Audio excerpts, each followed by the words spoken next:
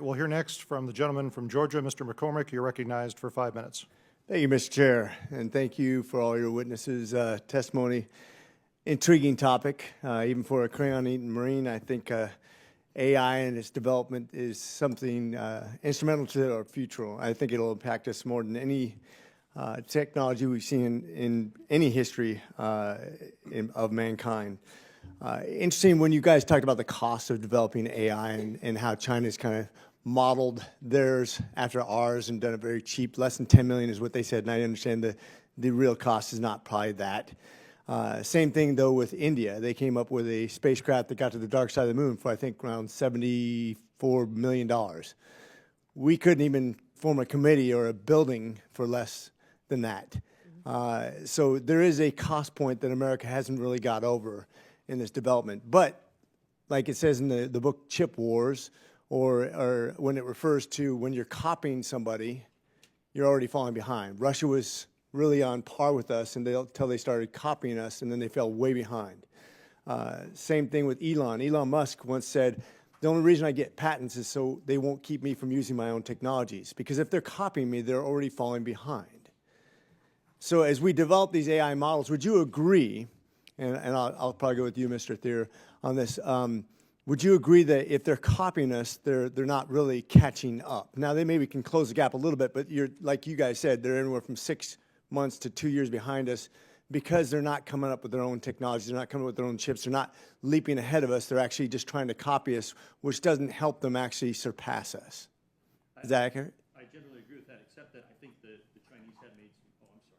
Chinese have made some significant inroads lately in terms of doing genuine innovation and finding ways to diffuse it throughout the globe. So we can't just take it for granted that they're just strictly copying or using industrial espionage or mercantilist, efforts to, follow. They are taking the lead on some important things, including things we haven't talked about here today, like robotics and other types of autonomous systems, battery systems, EVs, things like this.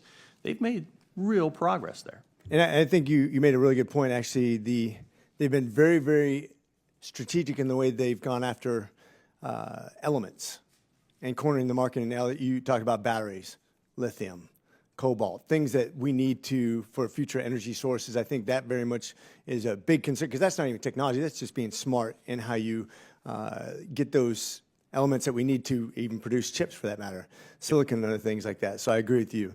Mr. Fish, you actually said something very interesting in your opening remarks that I thought captured my attention when you talk about the back door and the design of AI and how we detect that, which is, you said, undetectable at this point.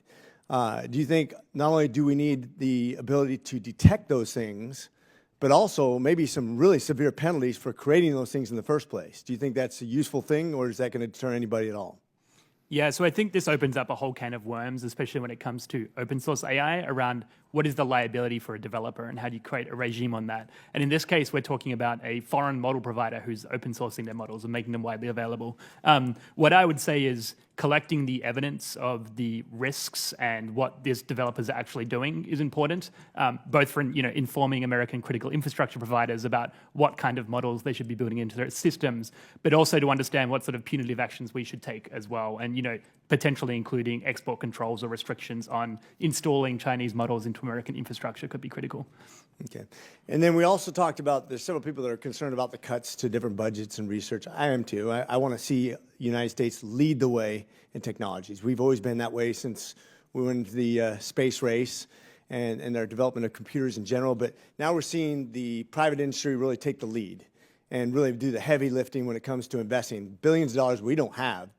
You can even say trillions of dollars that we're putting into now research and development of new technologies that will have a significant windfall in profits too into the future. So they know what they're doing. We actually have a time where we actually have one man who's putting more spaceships in outer space than all the other nations combined. That's real wealth. And it has benefits to us because obviously one man could also rescue you from stranded in outer space too. My question is, though, as we go forward and we invest in the future and we talk about the energy sources, which you also brought up in the opening statements, energy sources, cheap, affordable energy. We also can't even build a nuclear reactor on the cheap. My question is, as we're going forward, are we going to have to rely more and more on the private industry? Is that the right thing, or is that the scary thing to do when it comes to development of AI and energy sources and the resources we need to build these new future technologies. Can I Please. respond? Yeah.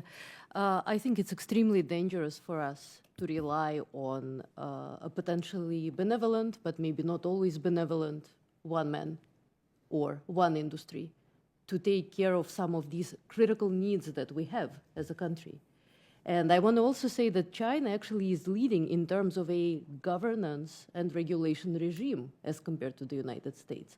They have very clear guardrails in place. Now, we don't agree with the kinds of values that these guardrails embed, but this is really necessary for there to be progress. And this is another thing that we should be looking at. But I don't think industry can replace government investment because the goals may or may not align. We'll see. Thank you. With that, I yield. I know I'm out of time.